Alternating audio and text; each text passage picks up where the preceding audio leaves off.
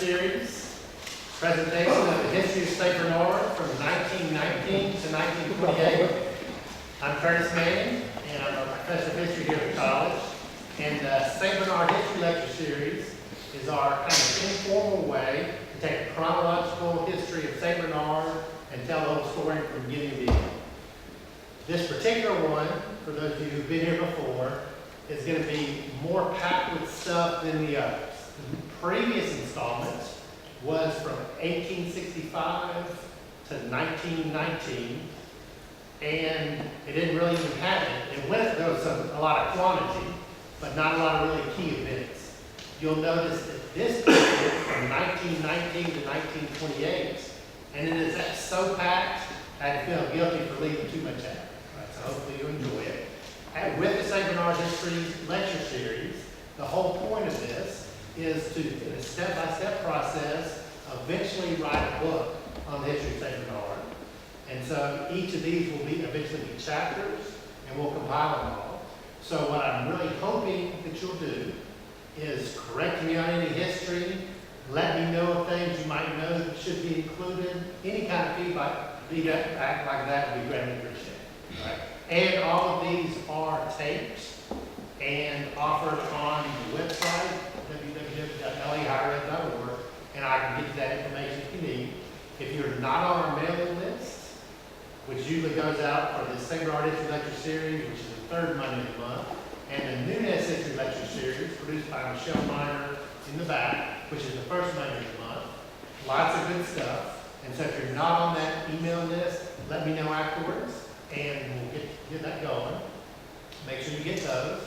And then finally, this is informal, interactive, so I'll go on with the regular lecture, but please feel free to ask a question, to maybe add something that I might not have added a good detail or two during the time, and we'll just give it a shot.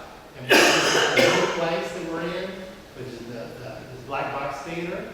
So we'll get some feedback for you, but if everything works, we'll continue to do this as we finish out the season. And I think in July will be the last installment. So we'll keep going from this on. All right? All right, so we will, first off, the general approach to all these histories, this is kind of the book that we're trying to do, will be to tell an overall story of the divided St. Bernard into three sections. Upper St. Bernard, which is mostly Araby over the Violet, say, over where the Portage Plantation used to be. Middle St. Bernard, which is mostly Bayou Terrebonne, and on back, and then Lower St. Bernard, which are the far reaches, mostly Delcro Island, but also Shell Beach, some others. And we really start getting into some good distinctions in this one. And likewise, we also, another thing going throughout would be St. Bernard's connection to New Orleans and also hurricanes. But in our very short 9-year segment here, we don't get into those parts too much. All right, so to start with it, let's start with Upper St. Bernard. And in different eras, the action is in different places. In all of the installments, up to this point, all the action has been in Middle St. Bernard. These were the original Isleños who settled down Bayou Terrebonne. And there was not much population in the Chalmette area in Upper St. Bernard.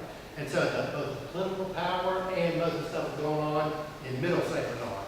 However, by 1919, in these gradual shifts, the action is now shifted to Upper St. Bernard. And previously I talked about Upper St. Bernard as having a French influence, and now they're going to start to be known as the Americanos by the former Isleños. And so most importantly, it's the government power that shifts. And this time the elected officials will be from Upper St. Bernard who control things. Our good friend, the main one, we do that, let's go ahead and do it. So our very good friend, who's maybe the most important individual this time, is Louis A. Doc Miro, L. Miro, and eventually the Miro Foundation, the town of Miro, all that is going to come from him. He will be known as the father of modern-day St. Bernard Parish. very colorful, articulate. He was born in Plaquemines Parish in 1881. And unfortunately, from now on in St. Bernard, we get into the key figures that have both good and bad parts about them, but in all they're very powerful. L.A. Doc Miro will be known as kind of the dictator of St. Bernard from about 1924 when he was elected sheriff to about 1938, and almost personally controlled everything. We talked about in the last segment when the action was in Middle St. Bernard and the Islamios, group called the Old Regulars, kind of control things and almost, there's not a lot of participatory democracy in South Louisiana at this time. So L.A. Doc Miro is going to take over that. And so he was a kind of mixed, he was 6'4", over 300 pounds. He could speak perfect Parisian French, discuss premier vintages. He spent a lot of time in Europe. But at the same time, he could turn foul-mouthed, terrifying, had an explosive temper, and he would often have an anger, the kind before which men tremble, and he could explode without warning. He's going to use all of those attributes in his political career. What's that? Right, so we're going to find in most of South Louisiana for sure up to this point, to get to political power, you have to use very ruthless means. And so a lot of good can be done, but there's also some bad with it as well. So not surprisingly, Doc Miro was a doctor. He started out as kind of a country doctor, a physician who began his career determined to do good. He went to Tulane Medical School. He studied in London, Paris, Berlin, and at Johns Hopkins University, which was the #1 medical research place in the world. He then came back to New Orleans from the 1905 yellow fever epidemic, which was a catastrophe, and he returned to Cherry Hospital. He got yellow fever and almost died, but then he survived, and then he served in the Medical Corps of the United States Army as a captain with a dispute on the Mexican border. Then he went to Jackson Barracks during World War I, and after that he went to private practice. So he was a country doctor going all around St. Bernard Parish, which served a perfect way to also be a very good politician. He could meet with everybody, he could do favors with, all that. So he's going to parlay that in later. Now, for his political career, he is going to be the establisher of what are going to be called the New Regulars. Let's see, make sure you go ahead and keep up on that, okay? So the New Regulars. When last we left the story, in the Middle St. Bernard, Albert Espinal, some others had this kind of dictatorial power. They were called the Old Regulars, and they essentially held power for about 30 years. So in 1924, L.A. Miro is going to ride really a shift from the so-called Bourbon Democrats, a reaction against them, ride the so-called New Regulars to power, and then he will be his power structure. He's also going to go along with, for the first time in this Upper St. Bernard, he's going to have alliances with the political machine in New Orleans and also at the state level. So a little bit later on when we talk about the Great Flood of 1927, the power structure in New Orleans was involved with that guy named Dwight Monroe, involved with banking there. Doc Miro is going to have an alliance with him and other of the political leaders in New Orleans to kind of do this new regular power structure. He's also going to have a very close relationship with Huey Long, who's coming along, and so he's going to kind of combine all that. So you can imagine from the perspective of Middle St. Bernard and the old power structure or old regulars and the Spanish base, it seemed like the power was shifting and not to their benefit. Right? And so there'd be these battles over who could control politics. All right. He's going to be elected sheriff in 1924, become a virtual dictator. He's also going to align himself, maybe more importantly, with Leandro Perez.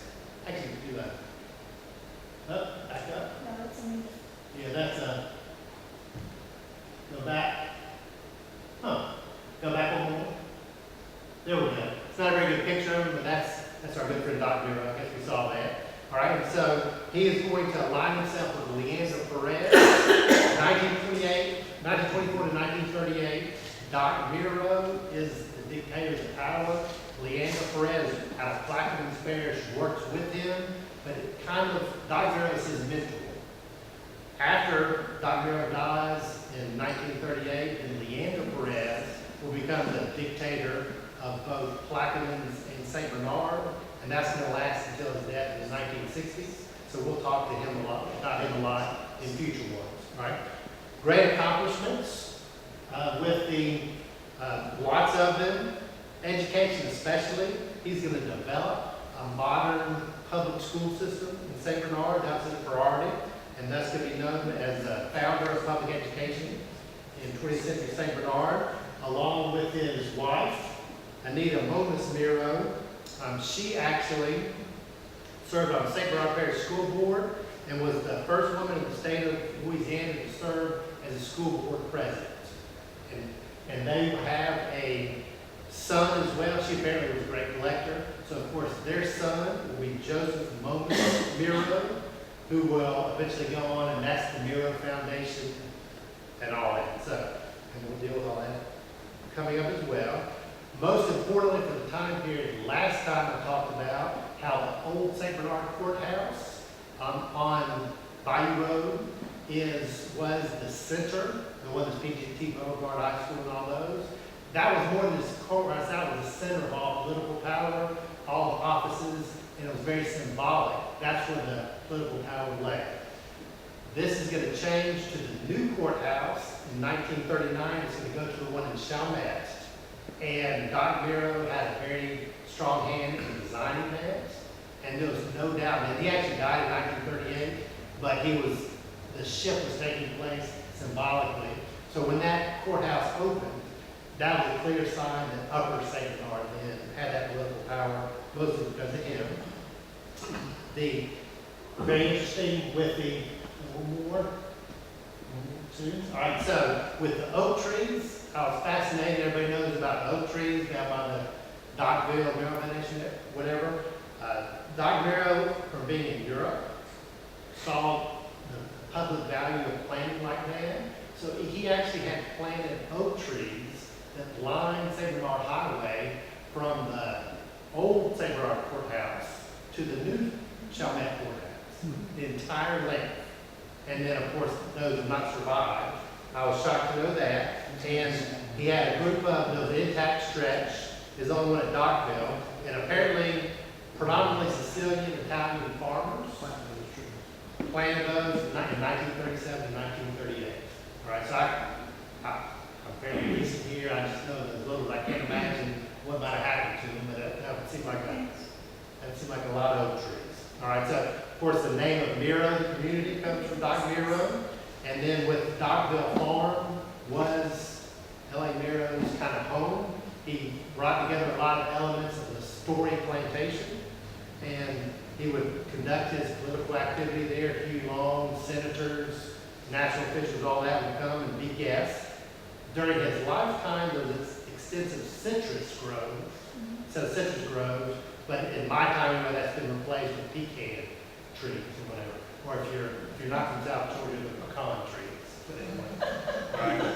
Also in upper St. Bernard was the town of Araby. When last we were here, like 1880s, 1890s, especially with the abattoir, meat packing plants, it started the industrial side, the business side of Araby started really increasing. And it's only going to continue now, right? Yep, keep moving. All right, so Araby I want to read just a quotation. A lot of the history of this time comes from Rising Tide, which was John Barry's book on the 1927 flood, which is just fantastic about the local St. Bernard history. But so this was the describing Araby at this time, that none of its handful of streets were paved, but their surfaces were crushed, shell hardened like concrete.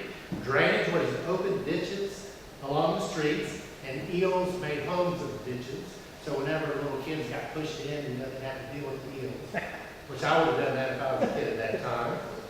The drinking water was in cisterns, which had been outlawed in New Orleans.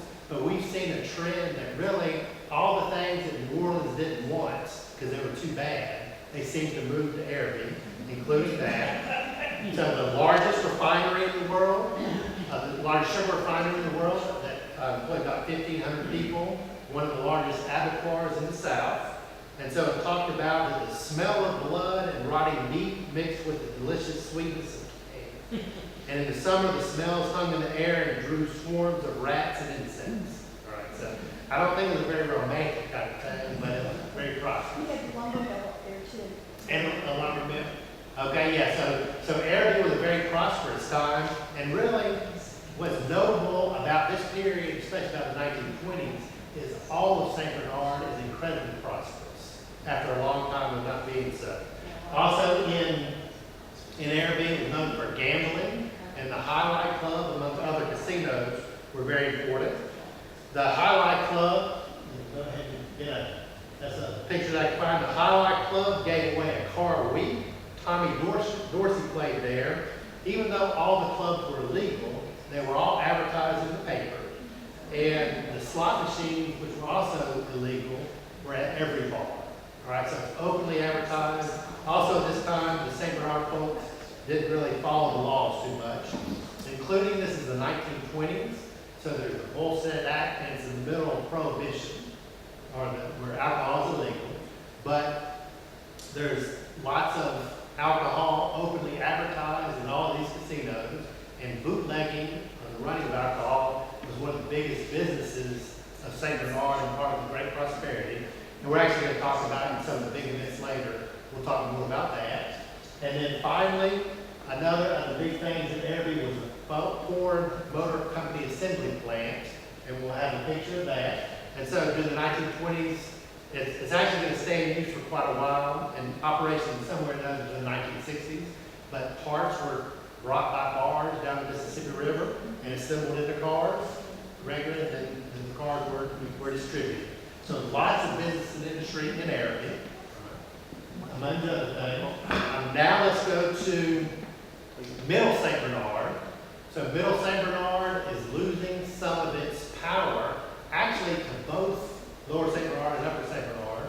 We talked about that L.A. Murrow was going to, the symbolic shift to a non-Spanish person in L.A. Murrow who grew up, his first language was French. Likewise, Leander Perez's first language was French. And so also this time, there's going to be a split between the former Isleño groups or the former Spanish groups. You have Middle St. Bernard, which has been the establishment for some time. So over the late 1800s, they had gained in political power, in wealth, and other things. Then you had this continuing outpouring down to Lower St. Bernard, especially Delacroix Island and other Isleños. And all of them were Spanish, all of them were Isleños, but there's Atlantic does develop a slow tension between the two. And whereas down the road, or the Delacroix Spanish were called themselves Isleños, as a little bit of a term of origin, they started calling the Middle St. Bernard Spanish Torneros, all right? And which was turn, Bayou Carabouf goes out at English turn, and so these were the Isleños at the turn, or Torneros. And so you're going to start to have a little bit of a class issue, where the more successful, established Middle St. Bernarders, who often associate much more with the French Americanos and even New Orleans and others, versus the down the road, the Delacroix Isleños, who even in the 1920s, as we'll see, very isolated, completely Spanish-speaking, do not like any outsiders, have kept pretty much the culture from before, all right? So you start seeing this split. The first has been happening for a while, because it's a social thing. The first significant change was the 1924 election. Elections this time were more than just about who gets in power, because jobs under the spoil system meant so much. So especially in South Louisiana, but other places too, if your person got elected, they fired everybody and brought their people into those jobs. It's just how it worked. All right. So of course, for a very long time, the old regulars, the Middle St. Bernarders, controlled whatever patronage there was. But now when L.A. Miro came in, he's going to bring all his people. And so it starts to be the thing where you have to decide who you're going to support politically, and often your job might depend on it. So this started splitting some of his Langdale groups. And we're going to see that better. Likewise, we're going to see that the Trappers' War, which is going to come along in just a little bit. The Trappers' War is going to be a war between different trappers, and there's going to be an even bigger split, perceived split, between what we'll call the lower St. Bernard Langdos, and the more powerful of the middle is Langdos. All right, so with the 1924 election and the Trappers' War, the resentments around these splits kind of became more pronounced, even to the point of when I did a little research in the 1970s, there are kind of two different Islamo heritage groups kind of representing these splits. And we can talk more about that if anybody has any personal experience with that. Also, Middle St. Bernard, normally this would be a huge event. We didn't have some of the others. But there's the 1922 crevasse. And of course, the Mississippi River, the levees are not the same as they are now. So every so often there'll be a crevasse or a break in the Mississippi in the banks, and it'll flood inland. And so in the old days, that's how land would stop from sinking because it would continue on. So the 1922 crevasse was on April 27, 1922. A 300-foot bank of the Mississippi River collapsed at Poitras, right? And it grew to 1,400 feet, drowned animals, forced 2,000 people from their homes, flooded all up and down Bayou Terrebonne, which is the Middle St. Bernard. And so even as late as May 6, almost all the Terrebonne was flooded. Many did not return to their homes for 2 months. So you can imagine the flooding after Katrina. And we talk about hurricanes that happen a lot, but these crevasses had the same effect until after all this, when the federal government gets involved to make the levees a lot better, use other systems, those kind of went away mostly. Also very interesting, that came up in our last Vanguard meeting, is that in the 1922 crevasse, apparently a steam engine was in there, it was completely covered up. And now Sidney Torres, I don't know if they know where it is or not, but there's like a little expedition to try to find that steam engine. It was very pretty rare, and to see if they could find where it was completely buried. But whatever the crevasse was, it had enough mud there that this entire train engine was lost. Right? So you can imagine how it happened to the people. All right, so let's go on now to Lower St. Bernard. And this is which is mostly Delacroix Island, though of course Shell Beach and others would be included in that. But Delacroix Island really came into its own, and in a strange kind of way, it was still very primitive, but very, very prosperous, in large part because of the bootlegging, but more importantly, the trafficking, the muskrat trafficking. So it was the end of the world was there, the road stopped there. Delacroix Island had a school, but no electricity, no post office, no telephones. By 1926, there were some primitive roads, but so it was still very isolated, completely Spanish-speaking, very suspicious of outsiders, very consciously would not intermarry with non-Spanish, that kind of thing. And so it kind of kept that culture. And then, as I mentioned, there's an increasing tension between the Middle St. Bernarders. History of muskrat trapping, that's going to be one of the big things now. So muskrats or rats would eventually be trapped. They really, before 1900, muskrats were not known in the marshes around Delacroix, mostly by lack of food supply and lots of predators, so they weren't noticed that much. But apparently in the 19th century, with alligator hunting and the trapping of other things, with the alligators becoming scarcer, the hunters would then so-called fire the vegetation, burn the marsh in order to get them out of the holes. And this burning changed the nature of the marsh to create more of the type of vegetation, which is three-quartered sedge, which I don't know about, which I think I had one of those in my yard after Katrina, so that's the only way I did it. But that sedge happened to be the preferred food of the muskrats. So the muskrat population then exploded. So 1900, 1910 around there, muskrats were trapped, and the pelts would get about a nickel or a dime each in 1910 or so. However, muskrats became the in thing. You had minks and other very expensive furs, but as they say, the housewives and the working girls who needed a lower price alternative went for the muskrats, and so it became much, much more popular.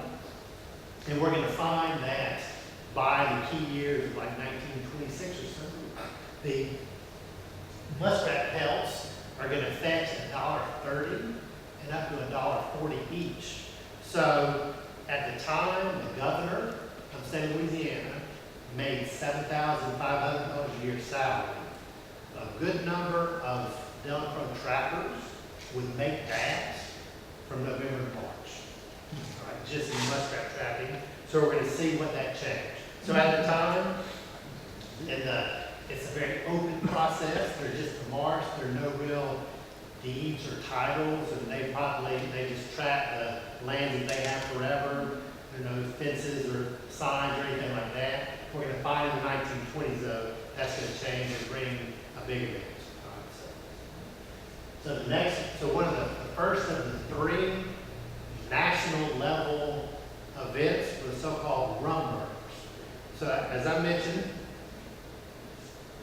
bootlegging was a very big deal, and a big money maker.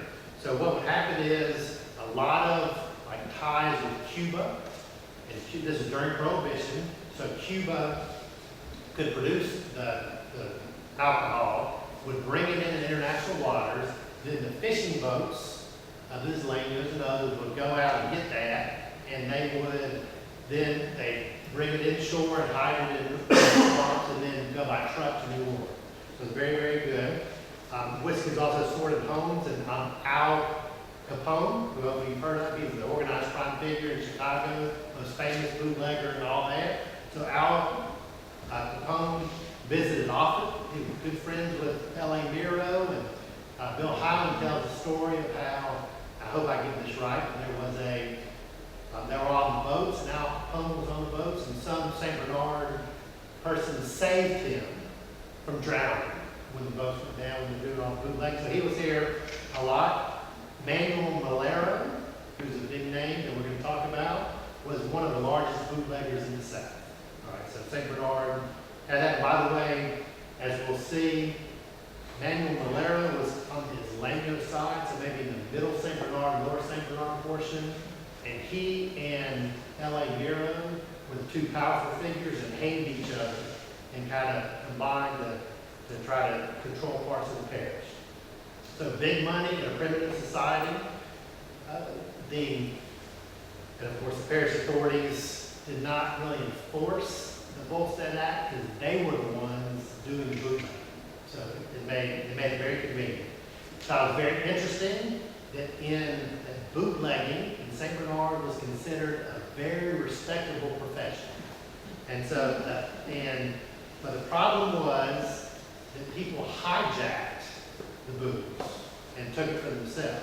So while bootlegging was a high-profile, respected profession, hijacking was very much hated and considered a very criminal activity.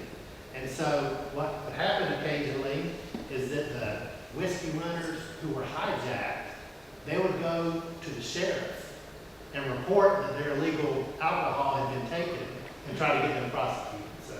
So it's kind of an unusual distinction. And Manuel Malero, who's going to be a big part of our story, was the most successful one. He was the squat, nearly illiterate Isleño from Delacroix, barely fluent in English. So you get an image of him where, kind of like with the Isleños, incredibly intelligent, but not well educated. All right, but he's going to be a very successful businessman. In fact, he's going to develop a complex tax maneuver that Chase Manhattan Bank is going to copulate. So kind of innovated on that. A prominent New Orleans banker said he had absolutely no education, had a terrible Spanish accent you could barely understand, ran shiploads of booze, was smart, proffered in his business dealings, smoke a cigar and thoughtfully reason out long-term advantages. Right. So we're going to see later, he's kind of represents some of the lower St. Bernardus land members, right? He started out just as a young man. He sold vegetables to the French Quarter. And so he started out with one truck and then developed that to get two, and then a fleet of trucks with the vegetable distribution. Then, of course, you can imagine that was very convenient when Prohibition came along. You could use that for bootlegging, his own network. And so he would even distribute his whiskey to Chicago through the Al Capone connection. We're going to see a little bit that, so Manuel Bolero is going to transfer that bootlegging wealth into land wealth and fur trapping, and then later on, we're going to see that land oil was found on that land. So it's going to become very, very wealthy. So the actual events of the rum murders then were so what happened is you kind of had this competition between L.A. Miro and kind of his folks, who were French-American, Upper St. Bernard, and then versus the Islanders. And so apparently there was a bootlegger, J. Claude Miro, who was L.A. Miro's brother. And he was bringing whiskey up, and on April 17th, it was either April 17th or April 20th, I get conflicting today, 1943, some of J. Claude Miro's whiskey is being brought up, is stopped at the Violet Bridge by some sheriff's deputies, because this is 1943, so L.A. Miro is not yet sheriff, it's still under his landowners are more in charge. And so these uniformed sheriff deputies are going to stop the shipments in order to take it and sell themselves. All right, so, but obviously the bootleggers did not appreciate that, so they opened fire, and Joseph Stopinall and Auguste Estes, two of the sheriff's deputies, were shot, and I think they were rolled over by a truck, so they died, and thus the rum murders. The suspects were jailed, and there was even talk of a lynch, because depending on which area you were in, there's a certain amount of lawlessness on each side. So J. Claude Miro, the brother of L.A. Miro, he had aided in the escape of one of the suspects. So he was indicted as an accessory. This is by the other faction. He disappeared to Paris. He got the heck out. He knew better than that. And so he's going to disappear. He's going to return later on in July, so a couple months later, and be freed on bond. Meanwhile, Dr. Miro is gaining influence, as well as his partner, Leander Perez, who at this time is a judge in Plaquemines.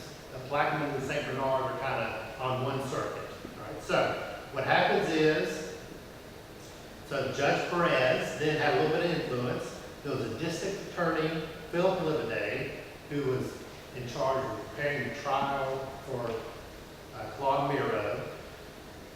Judge Perez then scheduled 7 murder trials for exactly the same day, as well as 27 additional trials, non-murder trials for that week. So Philip Livaday had to prepare for all those, of course, which would have been impossible to do that. So in other words, not surprisingly, what happened?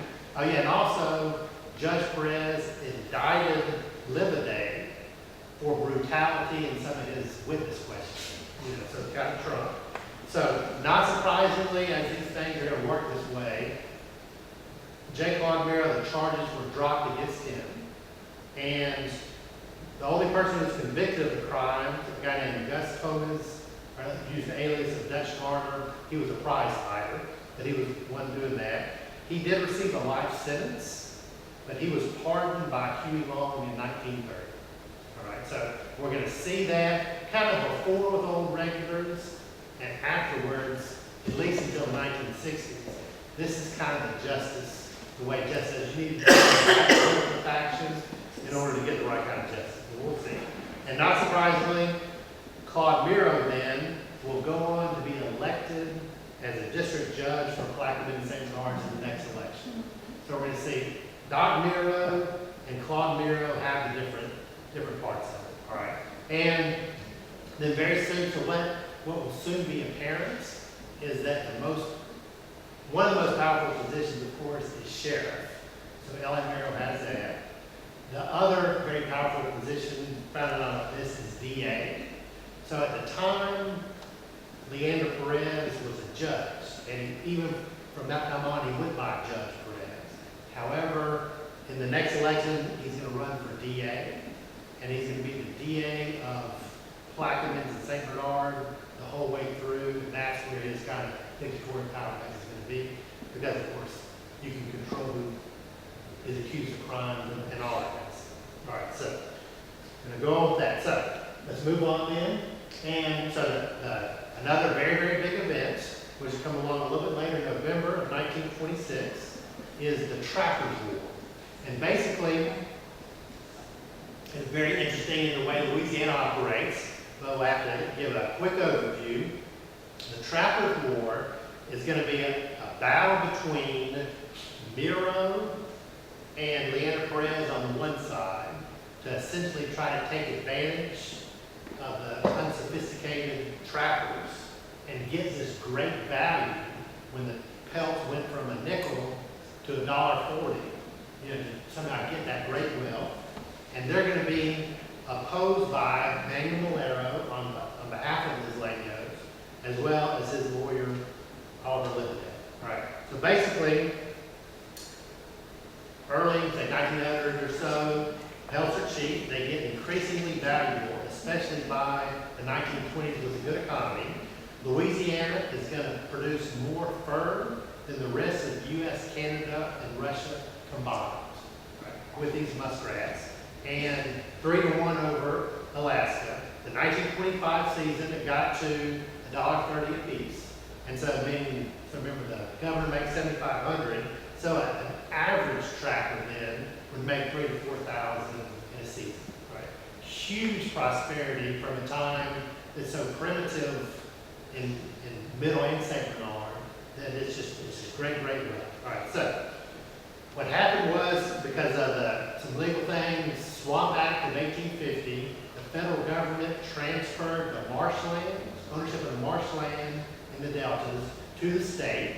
The state then sold off, it's essentially worthless, sold it off for pennies to owners. The owners didn't want it because it was worthless, so didn't pay the taxes, let it lapse. Suddenly by the 19-teens, incredibly valuable. These owners go back, they're allowed to pay the back taxes, they get ownership of the marsh, and thus they start putting up no trespassing signs, start bringing in their own trappers, outside non-Islamic trappers, to work their land, to get the money. It makes sense to lease their land to these other trapping companies. And so it got to be an issue, and so the Islamios, prosperous but unsophisticated, didn't speak the language that the laws were in, didn't understand the laws, and so they decided they needed help, and they asked for help Leander Perez, right, which turned out to be a very big mistake. But they talked about they just had such a trust in him. It was a position akin to a witch doctor in a primitive society. Believed everything that he said. Right. So he's going to take control of something called the St. Bernard Trappers Association. Essentially, the worst records, everybody's kind of involved. So the person who's going to be over all this is a Perez, who's the cousin. Then the treasurer is going to be Leon Miro, who's the first cousin of L.A. Miro.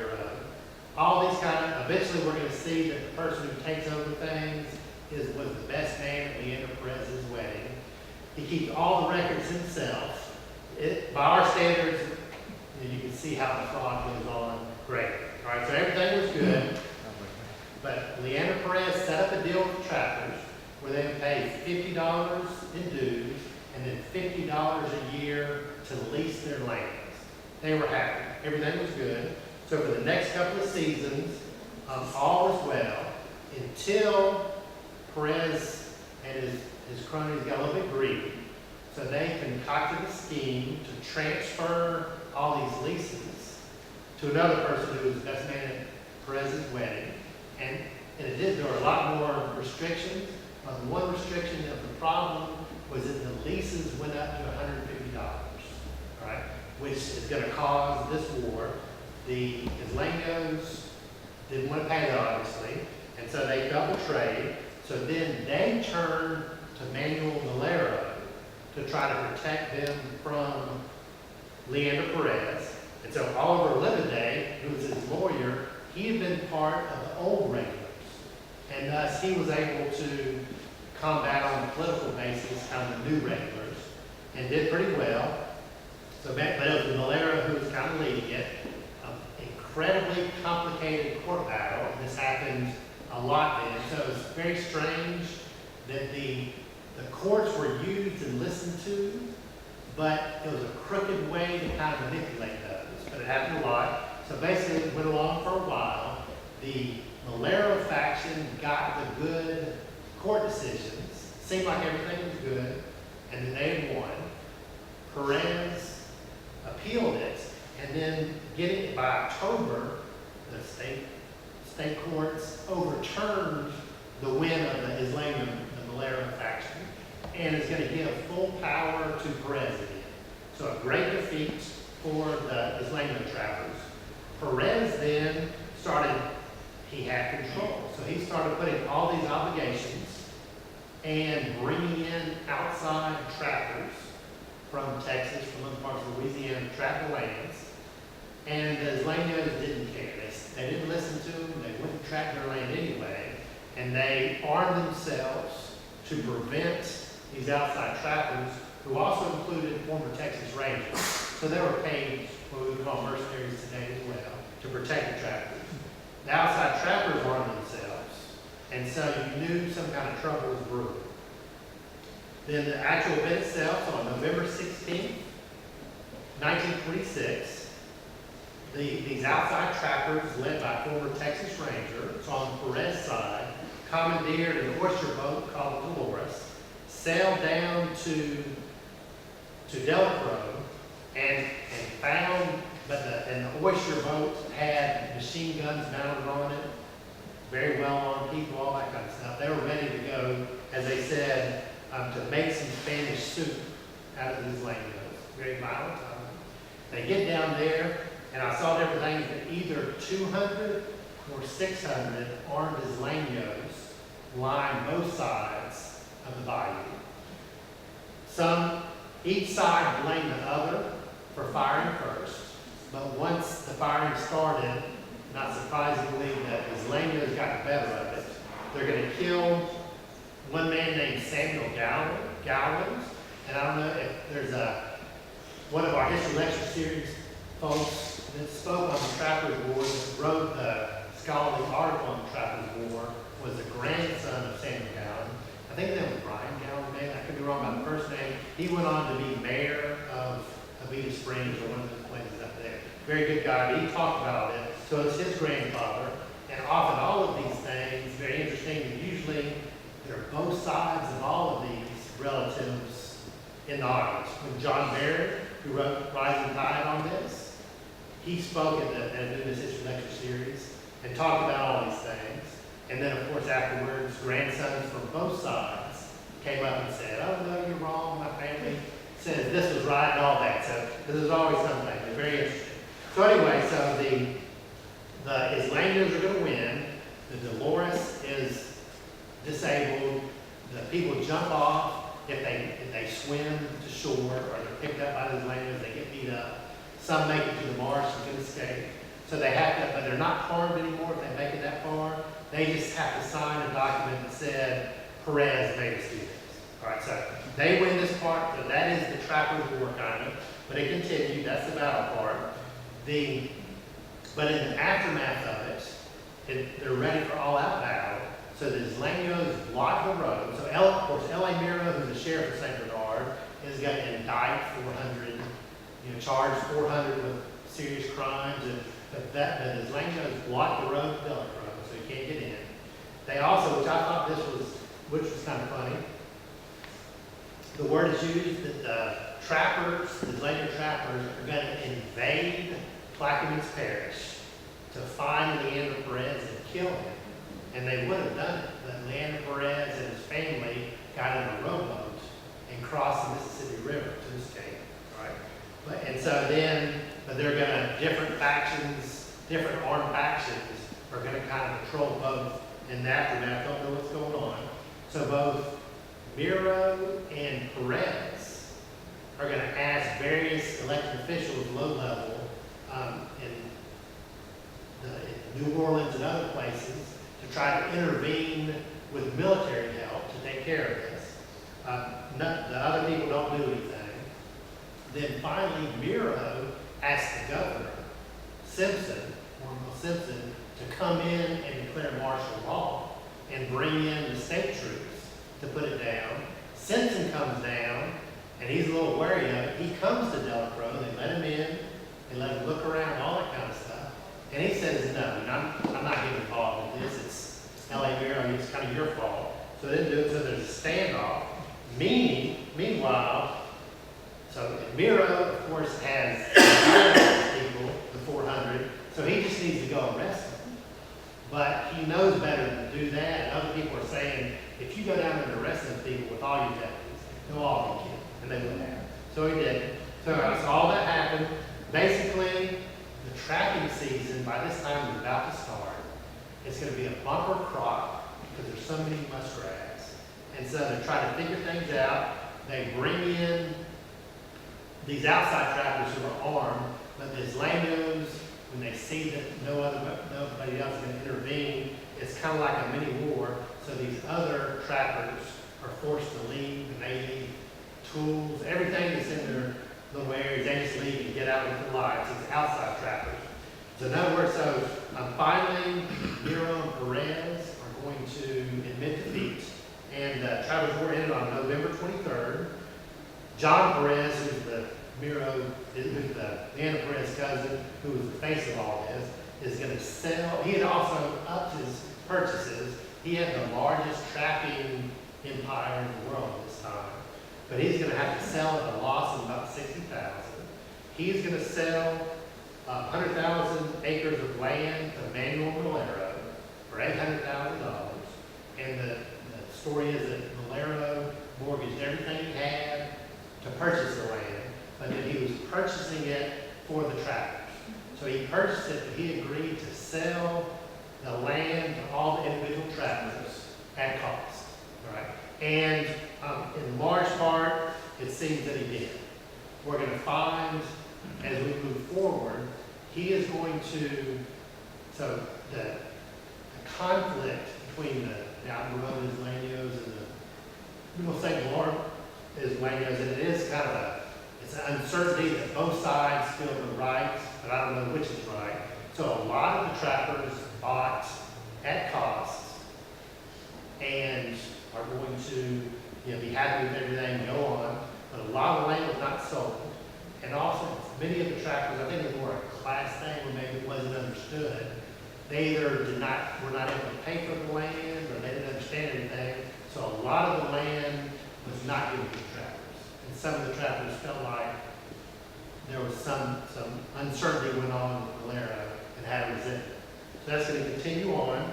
I think even to this day. So this is going to be the Acme, so that 100,000 acres was the beginning of the Acme Land Company, which is the predecessor of the Delacroix Corporation. And if you know, Doc Binge is kind of the symbol of all that. And so basically, Valero, in addition, is going to become very wealthy because with the trapping land, but then when we're about to talk about 1927 flood, at the end of that, there's almost no compensation except for Valero's land, and he gets $1.5 million through a deal with C. And then, so that's in 1927. Then very soon thereafter, oil is going to be discovered on much of that land, and it's going to be incredibly lucrative. Likewise, I don't want you to feel sorry for Leander Perez, because while he lost the trapping thing, also a lot more oil is going to be discovered on Plaquemines Parish land. So this is like the 1920s when a lot of that money is going on. So there's going to be huge amounts of oil money in all that marshland for the rights. All right, so moving on, we'll see that, so it turned out the trapping season was very good. In the it was good for the next 2 seasons, even though there was a flood. The prices were up there, but then the fur fad ended almost at the same time the Great Depression came. All right, so really after the flood of 1927, which is going to destroy all the trapping land temporarily, kind of things went downhill. So in 1932, it was 19 cents a pound. All right, so there's great prosperity in the 20s, especially in Lower St. Bernard, is going to give way to really catastrophic lack of prosperity, which we'll get to. All right, and so also very interesting, we'll see that the kind of friends and enemies, all these trappers and some of the, especially the ones who work with platinum parish and all that, they're great enemies. But we're going to see that when the great flood comes and threatens everybody, and just weeks later, all that enmity is forgotten. So, all right, so let's move on to the keep on going with that. All right. Yep. Okay, so let's get to the great flood. Yes. There's a movie about the Trappers War that struck 70. The movie, I think I saw that. Okay. And it's excellent. And the movie, was that the one that was shown at the Chalmette Cinema, which was produced lately? Okay. Yeah, I've not seen it, but yeah, I think it would be good. So, all right. So yeah, Trappers War is good, but the real biggie is the Great Flood of 1927. And arguably, like a lot of historians argue, this might be the single biggest, most influential event of the 20th century. It doesn't get a lot of love or press now, but it did back then, and so we'll see. And St. Bernard is absolutely central to much of it. All right, so I'm at the running low on time here. So basically, what's going to happen is the Great Mississippi Flood of 1927, just unbelievable rainfall in the upper reaches in the north. And of course, all that water has to come down. So it's this slow motion flooding that you know it's coming, but it's just absolutely devastating. Pretty much the entire Mississippi basin, the center of the country, 27,000 square miles were inundated up to 30 feet. All right, so the 700,000 people are going to be homeless. The levees are going to break along the river in 145 places. It's just the monetary damages were approximately $1 billion, which was 1/3 of the federal government budget at the time. So if you look at today, the sheer damage of that, look at today's dollars, it's probably like $1 trillion worth of damage. Right? So just absolute catastrophe, all up and down the Mississippi, kind of the southern half of the nation. But we're going to skip all of their pain. Did you have a question?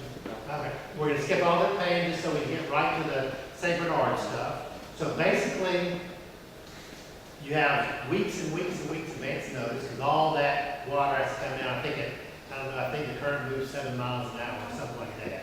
So by April 1927, you're getting these reports of this devastation, the levees will break, it'll flood miles on either side. And so New Orleans knows it's coming. At the time, especially before the 1930s, New Orleans is one of the most prosperous cities in the nation, kind of competing with New York for the most prosperous port. Huge amount of wealth. It's also a time politically before populism. So effective populism, meaning government for the average person like us, which we just take for granted now. The governors in Louisiana at that time only governed for the elite and didn't care much about the average person. We're going to find that the first governor in Louisiana and other places about the time who start doing that is going to be Huey Long. And Huey Long probably got elected because of the Great Flood. So he gets elected in 1928. We'll talk about that. So this was a time of power. So the St. Bernard folks know they don't have any power politically, and the New Orleans folks know they do. So long story short, what we're going to see is, especially the bankers, and I'm headed by several of them, but a guy named Blake Monroe, are pretty much in backroom deals. They're going to personally make all the decisions.